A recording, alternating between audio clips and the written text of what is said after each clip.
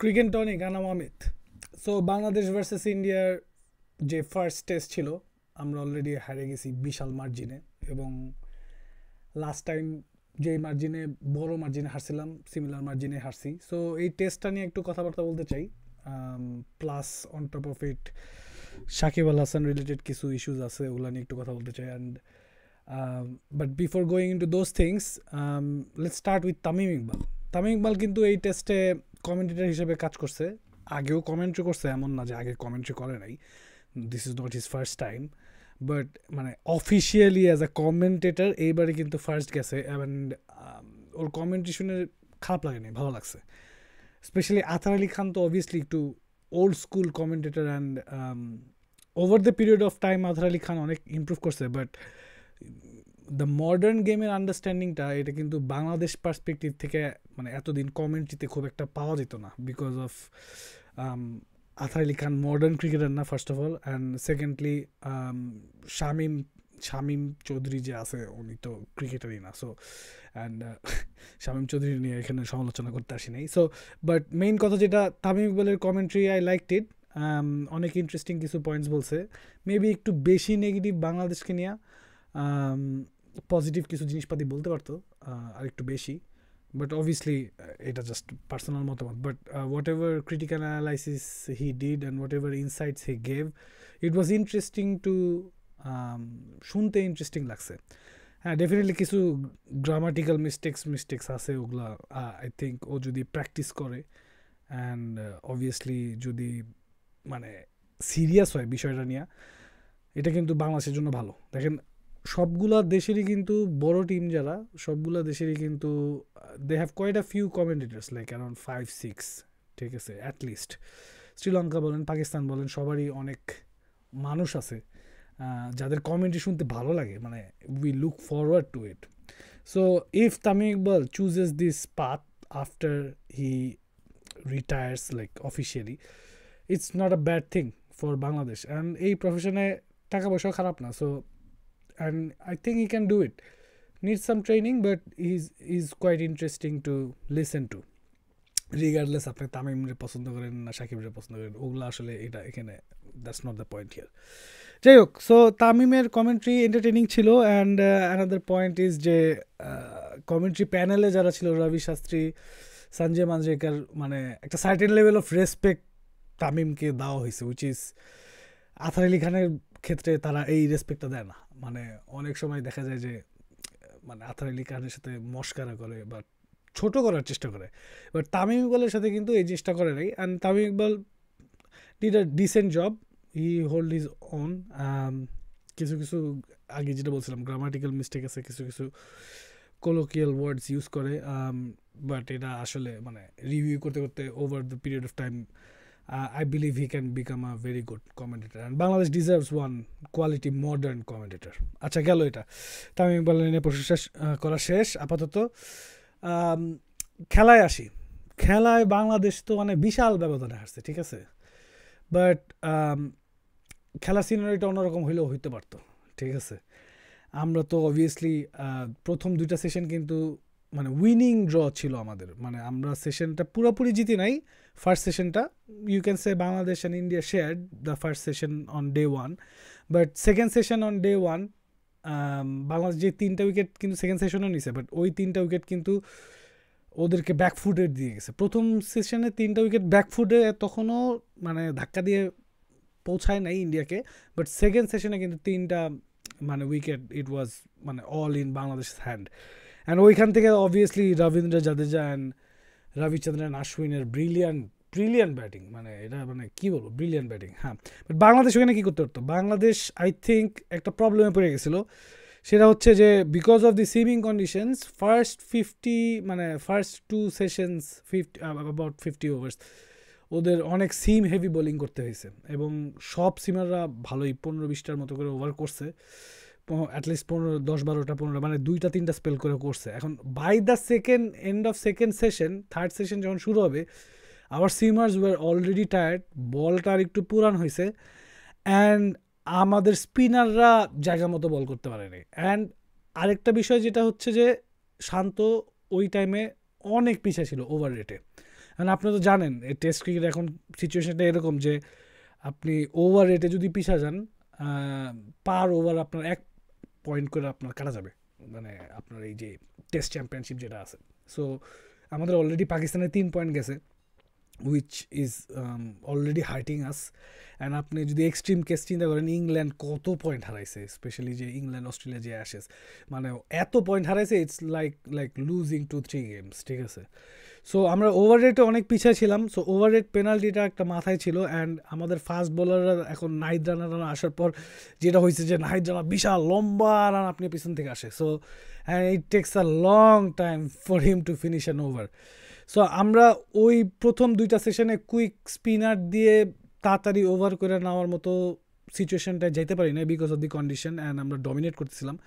And second সেশনে আয়সা যেহেতু পেসাররা ওভারবোল্ড হয়েছে এবং আয়সা একটু ইমপেশেন্ট হয়ে গেছিলো, নাহিদ রানা দেখলাম যে উইকেটের জন্য খালি ফুল অথবা শর্ট বল করতেছে। অ্যান্ড পেস বোলাররা যখন মানে ডে 1 থার্ড সেশনটায় বোলিং করেছিল, they were bit impatient and spinners were not effective.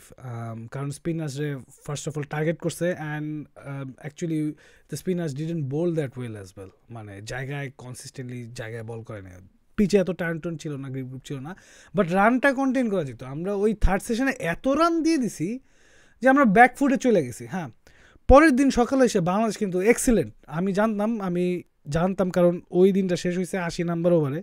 And পরের দিন সকালবেলা পিচে একটু জুস থাকবে, অ্যান্ড বল নতুন বল পাবে বাংলাদেশ, এবং বাংলাদেশের সিমাররা মানে প্যাকেট করে ফেলতে পারবে। অ্যান্ড ব্রিলিয়ান্টলি বাংলাদেশ অ্যারাউন্ড 20-30 রানের মধ্যে ইন্ডিয়াকে কিন্তু প্যাকেট করে দিছিল, এবং বাংলাদেশ কিন্তু ওই টাইমে খেলায় ছিল। অ্যান্ড এমন না যে পিচ প্রথম দিনের মতো লাইভলি ছিল না, বাট পিচ সেকেন্ড দিনও লাইভলি ছিল। কমেন্টেটাররা বলতেছিল it was really good for batting, but ওই সেকেন্ড দিনে কিন্তু 17 উইকেট পড়ছে, ইন্ডিয়ার 7 উইকেট, বাংলাদেশের 10 উইকেট। যথারীতি বাংলাদেশের ফার্স্ট ইনিংস ব্যাটিং ব্যর্থতা, অ্যান্ড ওই রকম একটা 100-150 রানের একটা মানে ওই রকম একটা 150 রানের ইনিংস ব্যাটিং কইরা, মানে এরকম একটা ব্যাটিং করার পর আসলে এই টেস্ট ম্যাচে আর ফেরার কোনো চান্স ছিল না। বাট হ্যাঁ, বাংলাদেশ যদি things could have been different, Bangladesh যদি আরেকটা উইকেট ম্যানেজ করতে পারতো, আই থিঙ্ক ইন্ডিয়া অ্যারাউন্ড 200 বা 200 নিচে অল আউট হয়ে যেতে পারতো ডে 1-এ।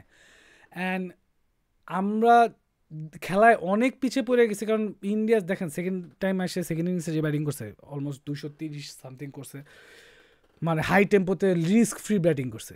আমি 100% শিওর যদি আমরা প্রেশার থাকতো, স্কোরবোর্ড প্রেশার থাকতো, গেমের প্রেশার থাকতো, বাংলাদেশ যদি সমান থাকতো, এত ইজি কিন্তু হইতো না। বাংলাদেশের বলারদের মধ্যে ওই জানটা থাকতো, অ্যান্ড ইন্ডিয়াদের ব্যাটারদের মধ্যে ওই প্রেশারটা থাকতো। সো এখন যেমন দেখা যাইতেছে 250 রানের একটা loss, it could have been a very very close game, I am telling you. Because India যদি 200 রানের মধ্যে অল আউট হয়, বাংলাদেশ তখন যদি ব্যাটিংয়ে আসতো, বাংলাদেশ উড মানে মোমেন্টামটা থাকতো বাংলাদেশের সাথে, ঠিক আছে। অ্যান্ড ওই বিলিফটা থাকতো যে না, আমরা প্যাকেট করে ফেলছি 200 রান ইন্ডিয়া, আমরা যে কোনো ভালো করবো, মানে অ্যাটলিস্ট সাইকোলজিক্যালি একটা অ্যাডভান্টেজ থাকতো।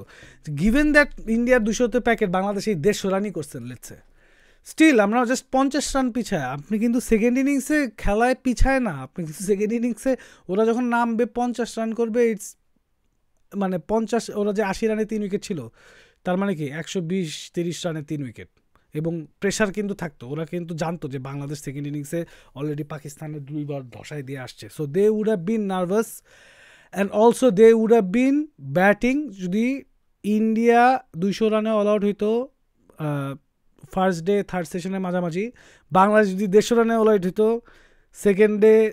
সেকেন্ড সেশনের মাঝামাঝি, ইন্ডিয়ার কিন্তু সেকেন্ড ডেতে ব্যাটিং করতে হতো। ইন্ডিয়া এত ইজিলি ব্যাটিং করতে পারতো না, বিকজ পিচে জান ছিল, and the result could have bin way different. আমরা ফোর্থ ইনিংসটা যে পাইতাম, আমরা পাইতাম হইতেছে কবে জানেন? ফোর্থ ইনিংস পাইতাম ডে 3 লাস্টে, মানে ইফ ইন্ডিয়া ব্যাটেড ওয়েল, যে ডে 2-র মাঝখানে থেকে ডে 3-র লাস্ট পর্যন্ত খেলছে, তার মানে ইন্ডিয়া 350 রান করে ফেলেছে, অথবা 400 রান টার্গেট দিয়েছে। সো এইটা হইতো না, Bangladesh could have probably restrict India around 250, and we could have had a 300 target on the best day, on the best batting day, which was the third ডেতে কিন্তু অনেক রান হয়েছে, উইকেট পড়ছে কয়টা, ইন্ডিয়ার পড়ছে একটা, বাংলাদেশের পড়ছে 4টা। সো অনেকেই বলতেছে অনেক ডিফারেন্স, এটা তো আছেই, আমি তো জানি বাংলাদেশ আর ইন্ডিয়ার মধ্যে কোয়ালিটিতে অনেক difference. Obviously there was Ravindra Jadeja and R. Ashwin's pedigree at that point of time, and Bangladesh didn't have the bowling depth, ওইটা নিয়ে আমরা পরে আসবো, বা বোলিং ডেপথ যে আমাদের 1-2-3 ফার্স্ট 3 পেস বোলাররা যে বোলিং করে দেখছে, আমাদের 4-5 স্পিনাররা ওই কন্টেইনটা করতে পারে না, অ্যাটলিস্ট কন্টেইন করলে উইকেটটা চলে আসতো এক জায়গা থেকে। সো আপনাদের কাছে আমি optimistic type of people, but আমি খেলা যেমনে দেখি, খেলা যেমনে বুঝি, যদি বাংলাদেশ 200 রানের মধ্যে ইন্ডিয়ার আটকাইতো, ইন্ডিয়ার এক্সট্রা অর্ডিনারি ব্যাটিং করে ম্যাচ জিততে হইতো, আদারওয়াইজ পসিবল ছিল না।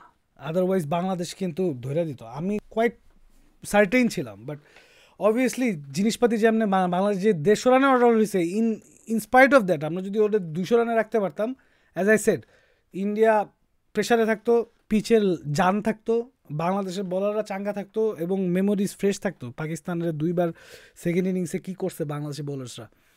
And I don't think India would have given us more than 250 to chase, and we would have been chasing on day 3 with the hope and good bowling condition. And ওই টাইমে আমাদের ওপেনাররা যে 60 রানের partnership করছে, chasing 250-60 রানের এরকম একটা partnership হয়ে গেলে ইন্ডিয়া প্রেশারে পরিচিত, the game could have been different. But ifs and বাটের উপরে তো ডিপেন্ড করে চলে না, এই মোমেন্টে যেমনি টেস্টের বিষয় তো এটা, যে there are certain moments, if you lose the grip on that moment, specially test ক্রিকেটে, যদিও 5 দিনের খেলা, বাট একটা সার্টেন মোমেন্ট, একটা certain session can throw you out of the game so much that a game, যেটা আমি চিন্তা করতেছিলাম যে বাংলাদেশ ক্লোজ কন্টেস্ট করতে পারতো, ওইখান থেকে বাংলাদেশ 250 রানে হারছে, ঠিক আছে।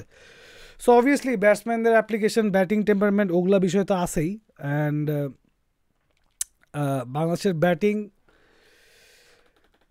অবভিয়াসলি পাকিস্তানে যা হঠাৎ করে ভালো হয়ে যায় না, ইন্ডিয়া যা হঠাৎ করে খারাপ হয়ে যায় না, আমাদের কিছু রেকারিং প্রবলেমস আছে, ওগুলা নিয়ে আমাদের একটু কথা বলা দরকার এবং ওগুলা সলভ করা দরকার। এবং ওইটা আপনি ম্যাচ জিতেন আর আপনি ম্যাচ হারেন, এই জিনিসগুলো আপনার সর্ট আউট করতে হবে।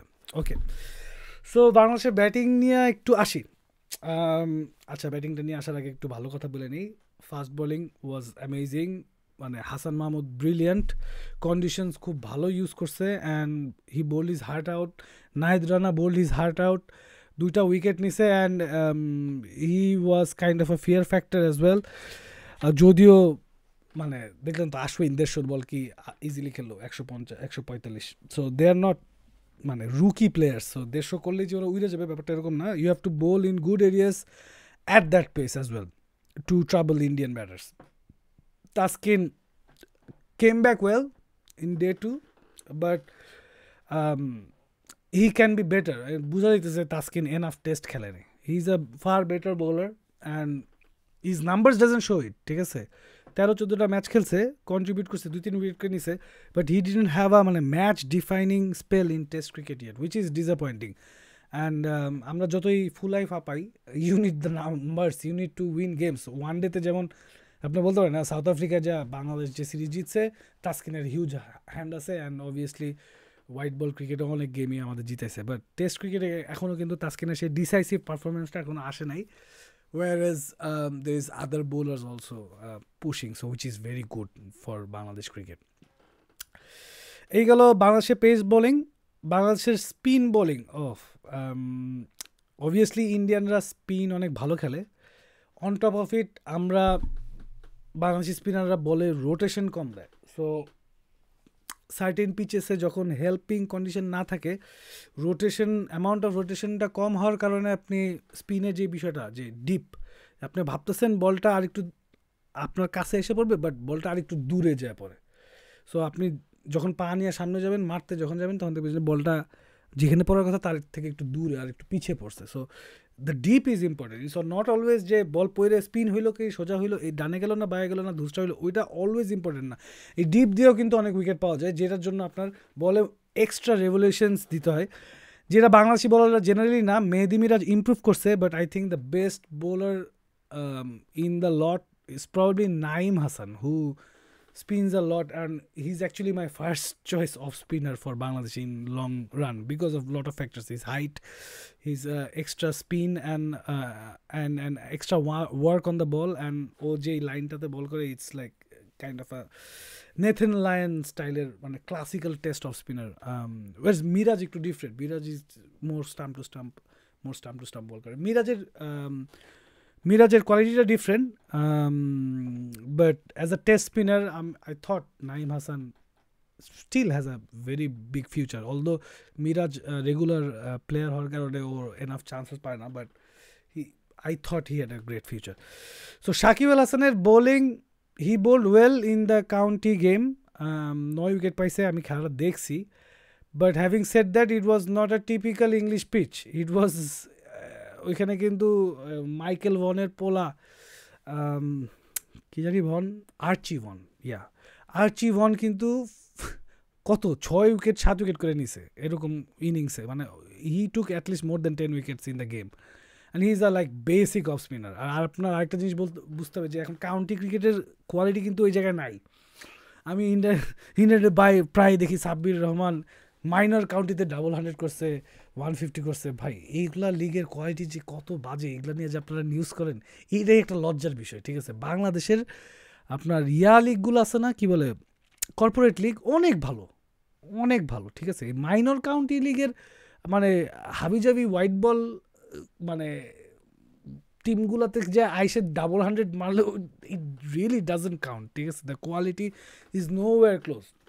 And then comes to county cricket, the prestige is still there, but county cricketer level কিন্তু এখন আর ওই জায়গায় নাই। ইটস নট, অবভিয়াসলি এখনও শান মাসুদ অনেক বড় বড় প্লেয়ার এসে খেলে, বাট ওই জায়গায় কিন্তু নাই। অ্যান্ড আরেকটা বিষয় যেটা ছিল যে ইংল্যান্ডের খেলা চলতেছিল, অ্যান্ড এটার কারণে কিন্তু ন্যাশনাল টিমের প্লেয়ারগুলো অপোজিশন বা কাউন্টি টিমগুলোতে অ্যাভেলেবল ছিল না, যেটার কারণে শাকিব আল হাসানকে সাইন করেছে। He bowled well, but the pitch was very মানে friendly, spin oriented, and the English local players, they don't play spin very well, to be honest, they don't.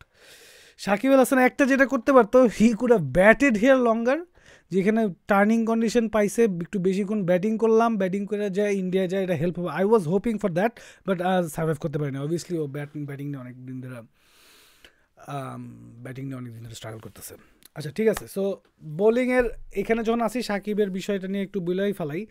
সাকিবের বিষয়ে একটা কথা আসছে যে ওর ফিঙ্গারে অপারেশন হয়েছে, ওখানে একটু নাম হয়েছে দেখে ও বোলিং করতে পারতেছে না বা সামথিং।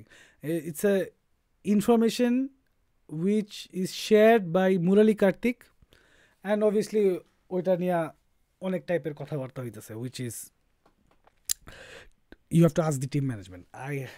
টিম ম্যানেজমেন্ট যদি বলে যে হ্যাঁ ওর ওখানে নাম হয়ে আছে, ওর ব্যথা আছে, বাট আমরা তারপরে খেলাইছি, এরকম একটা স্টেটমেন্ট বাংলাদেশ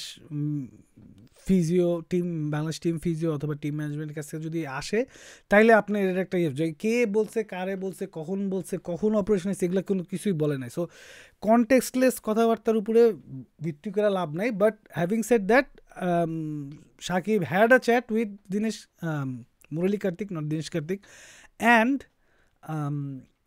ও কিন্তু বোলিংও ভালো করে নাই। এখন বোলিং ভালো করে নেই, এটা কি ফিঙ্গারের জন্য হয়েছে না কিসের জন্য হয়েছে এটা আমি জানি না। Bowling he bowled well in patches recently, ঠিক আছে।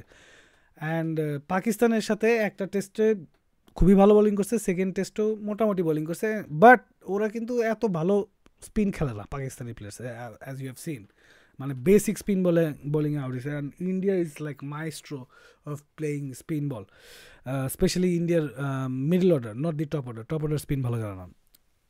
সো আসলে হচ্ছে এই কাহিনী, if Shakib bowled a bit better, maybe একটু যদি প্রেশার ক্রিয়েট করতে পারতো তাহলে খুব ভালো হতো। আর আরেকটা বিষয় কি, ইন্ডিয়ার সব প্লেয়াররা কিন্তু সাকিবরে অনেক খেলছে, আপনার এটা বুঝতে হবে, ঠিক আছে।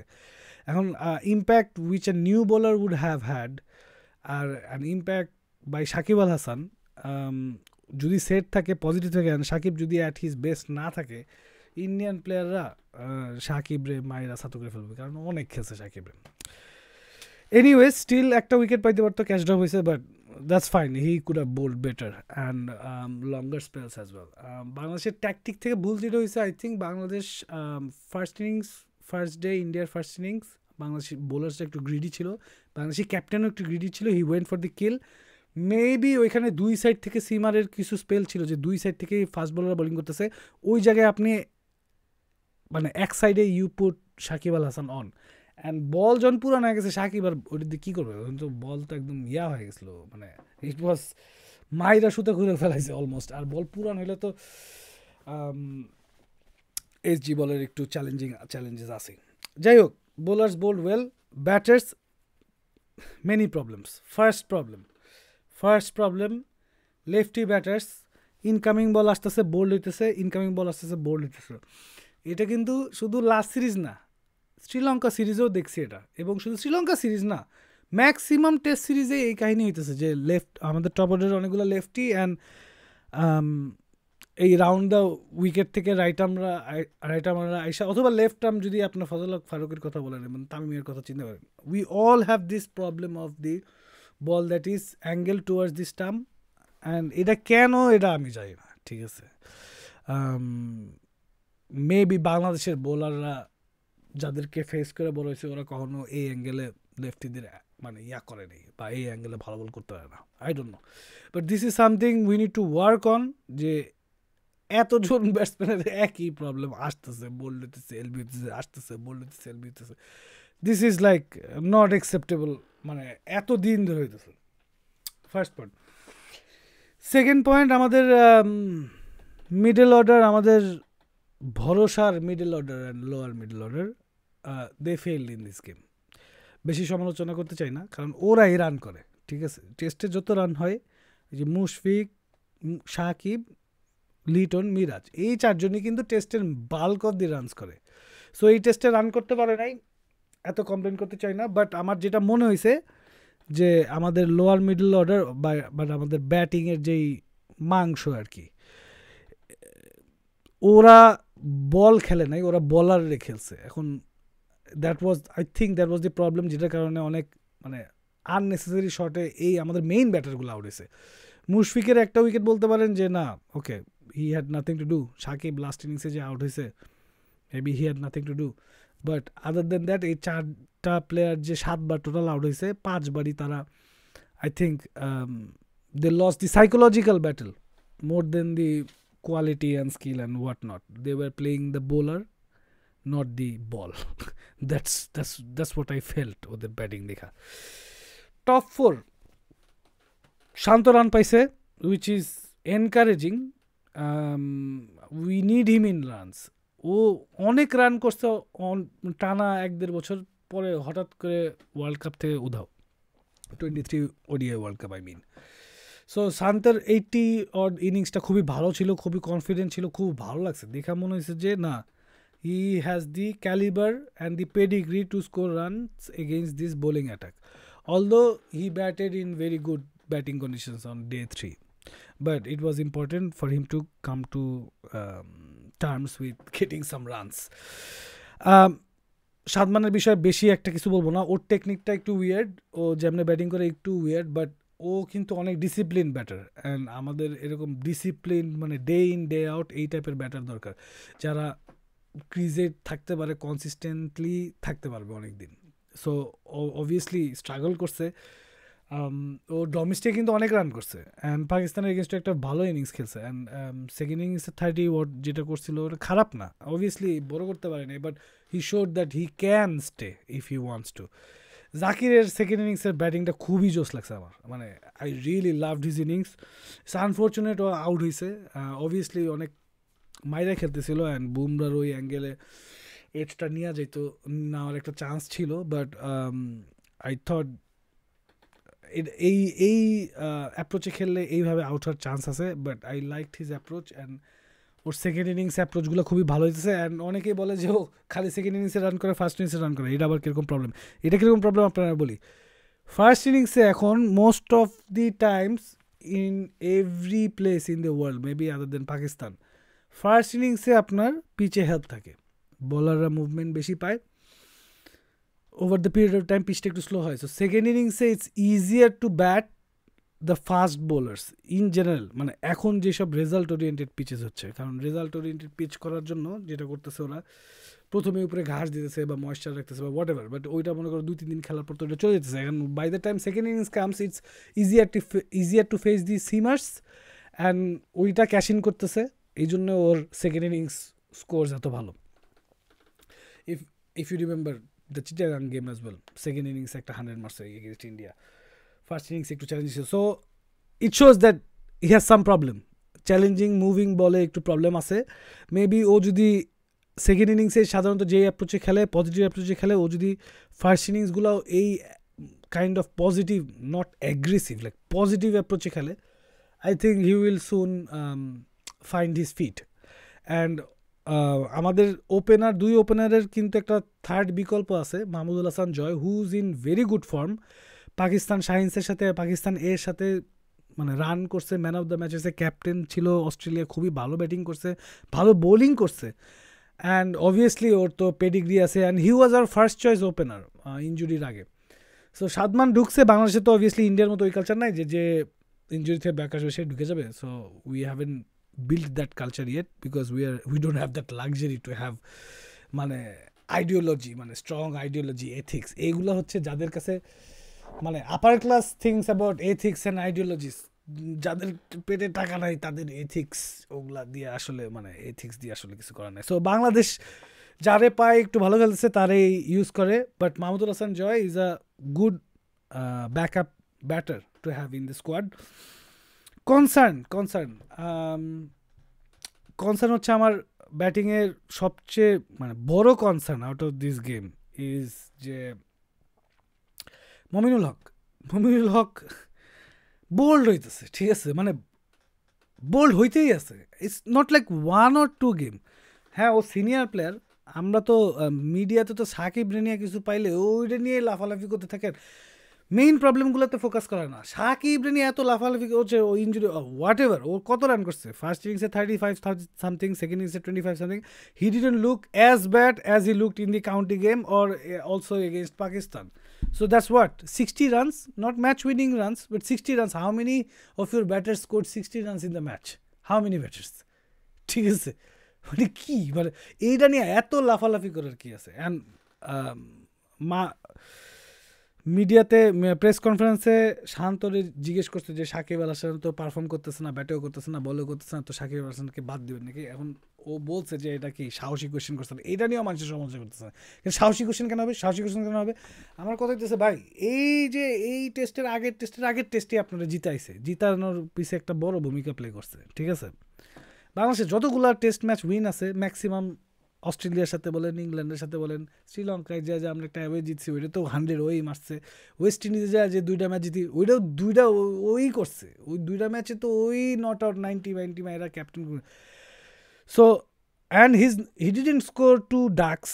আপনার মুশফিকে তো রান পায় নাই, মুশফিকটা এখন ধরবেন তো না, ঠিক আছে।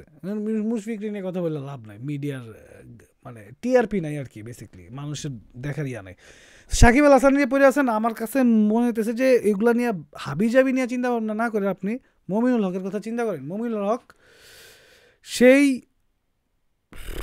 আই ডোন্ট নো লাস্ট ফর্মে ছিল কবে, গুড ফর্মে, it has been a while, I can't even remember, ঠিক আছে। সেই মাউন্ট মঙ্গানি টেস্টের পর আই থিঙ্ক কত 15, 16, 17, 18, আই ডোন্ট নো, অনেকগুলা টেস্ট সে কোনো রানই করে নাই, সিঙ্গেল ডিজিটেই আউট হয়েছে। আমরা তো ক্যারি করছি মমিনুল, তার তো ক্যাপ্টেন্সিটাও গেল এর জন্য। সো একটা সিনিয়র প্লেয়ার মানে এক্সপিরিয়েন্স প্লেয়ার এত লম্বা টাইম মনে করেন যে রানে ছিল না, এরপরে তাকে ড্রপ দেওয়া হয়েছে, সে আবার আসছে টুকটাক 1-2টা 50 মারছে, বাট সে কিন্তু রানে স্টিল নাই, মানে এমন কোনো রান করে নাই যেটাতে বাংলাদেশের ম্যাচ উইনিংয়ে হিউজ ইম্প্যাক্ট পড়ছে, এমন কোনো রান করে নাই। আদার দেন ইউ ক্যান সে যে ওকে 50 যেটা মারছে পাকিস্তানের সাথে, ওইটা মানে it was really flat batting conditions, and even there he got bowled. মানে এইটা কি, ফার্স্ট ইনিংসে বোল্ড হয়েছে, সেকেন্ড ইনিংসে কী হয়েছে আই কান্ট রিমেম্বার, সেকেন্ড ইনিংসে কী হয়েছে, বাট ইন্ডিয়া এসে আবার 2বার বোল্ড হলো, শ্রীলঙ্কার সাথে 2বার বোল্ড। অ্যান্ড শুধু এইটা না, ও যাইতেছে যায়া মানে বাংলাদেশের, ও যখন যাচ্ছে সেকেন্ড উইকেট পর যাচ্ছে। সো বাংলাদেশ দেখা যেতেছে যে সেকেন্ড থার্ড ধাপ 2টা উইকেট সবসময় পেয়ে যেতেছে, ঠিক আছে। So instead of being at 30 for 2, we are like 35 for 3 or 4. And once you are there, কয়বার ওখান থেকে আপনি রিকভার করে ম্যাচ জিতবেন, এটা পসিবল না। রিকভার করলেও ম্যাচ জিতা পসিবল না অনেক সময়। And he has been part of every collapse. একটাও এরকম হয় না যে বাংলাদেশ কোলাপস করছে আর এক সাইডে মমিনুল আছে। মেবি ওই যে I don't no 2021 maybe India বাংলাদেশের যে মিরপুরে খেলা ছিল একটা 79 মারছিল, বাট ভাই এত স্পোরাডিক রানস মানে from someone who has been out of form for quite a while. ও কবে 50 মারবে আর ওই 50 ম্যাচ উইনিং হবে? 50 করে তো ম্যাচ জিতানো যায় না টেস্ট ম্যাচে। You score a daddy 100 like Liton Das or Mushfiqur Rahim, this kind of hundreds win your game. Or if you are like scoring regularly 30-40 regular করতেছেন, ঠিক আছে, ওইটাও একটা বিষয়। So his averages are very low and যেমনি আউট হইতেছে বোল্ড হয়ে যেতেছে ম্যান, মানে টোটালি পরাস্ত হয়ে বোল্ড হয়ে যেতেছে। ওর দোষ দিতেছি না, দোষের কিছু নাই, কারণ ও খালি হোয়াইট বলই খেলে, সরি খালি রেড বলই খেলে, ডোমেস্টিক খেলে আর ইন্টারন্যাশনাল খেলে। আর last domestic red ball cricket হয়েছে কত আগে। আই থিঙ্ক ওর একটু I don't know HP team বা এ টিম বা বাংলাদেশ টাইগার্স এগুলো টিমের সাথে যায় একটু খেলা মানে খেলা দরকার আর কি, আই থিঙ্ক, যেটা ও মেবি করে না, but he should be doing this. So বাংলাদেশের batting was overall disappointing, but media যেমনে বলতেছে ও ইন্ডিয়া অনেক উপরে, হ্যাঁ ইন্ডিয়া অনেক উপরে, but if you just purely consider the game, I think Bangladesh could have changed things pretty quickly. If we can reset our mindset a bit, যে ব্যাটসম্যানরা কয়েকটা 2-3টা batsman 4টা ব্যাটসম্যান একটু ক্রিজে কিছুক্ষণ ছিল, মিরাজও একটু ক্রিজে ছিল, লিটন দাস ক্রিজে ছিল না, লিটন দাস এই সিরিজে রান করবে নাকি আমি শিওর না। And Mushfiq, we are looking forward to Mushfiq scoring some runs. ও কিন্তু ইন্ডিয়াতে ভালোই পারফর্ম করছে আগে যতবার আসছে, but obviously he is older now and Indian bowlers are sharper now. I thought he could have been a good counter for the spinners, but sometimes you get out. So ওইটা নিয়ে বেশি করতে চাচ্ছি না, কমপ্লেন করতে চাচ্ছি না। Next test যেখানে হচ্ছে, it's a historically spinning track, but I think India will still go with the 3-seamer 2-spinner policy.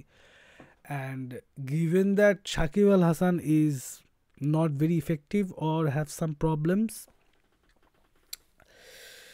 for the second test I'll basically have one change in mind. I would increase another bowler. I would probably rest Mominul Haq and bring Taijul in, and I will not sacrifice the 3-seamers we have, কারণ Bangladesh 2-seamer operate করতে পারবে না, and only way Bangladesh can win this is bat half decent and then basically bowl like we bowl. So once we have 3-seamers 3-spinners, I think আমাদের এই Indian batting এর এগেইনস্টে আমাদের একটু দরকার, এটা এখন কিছু বলার নাই। হ্যাঁ আপনি বলতে পারেন আমাদের তো ব্যাটিংয়েও দরকার, ব্যাটিংয়েও একটা এক্সট্রা ব্যাটসম্যান দরকার, বাট যেটা বললাম মমিনুল, যে my money is Mominul not scoring in the next 2 games. It's probability of him not scoring in the next 2 games is much higher than scoring. So I would rather have a bowler যে নাকি অনেকগুলো over করে দিতে পারবে। So anyways, আশা ছাড়ার কিছু নাই, হতাশ হওয়ার কিছু নাই। বাংলাদেশের যে বোলিং লাইন আপ আছে আমরা অলওয়েজ চ্যালেঞ্জ জানাতে পারবো। আমাদের ব্যাটিং যেদিন ক্লিক করবে, আমরা একটু যখন ব্যাটিং একটু মোটামুটি করবো, will be in the game regardless it's India আর অস্ট্রেলিয়া। সো ঠিক আছে, দেখা হবে, চেষ্টা করবো খেলার মাঝখানে maybe Sunday or Saturday Sunday একটা ভিডিও করতে। Thank you, thanks for watching.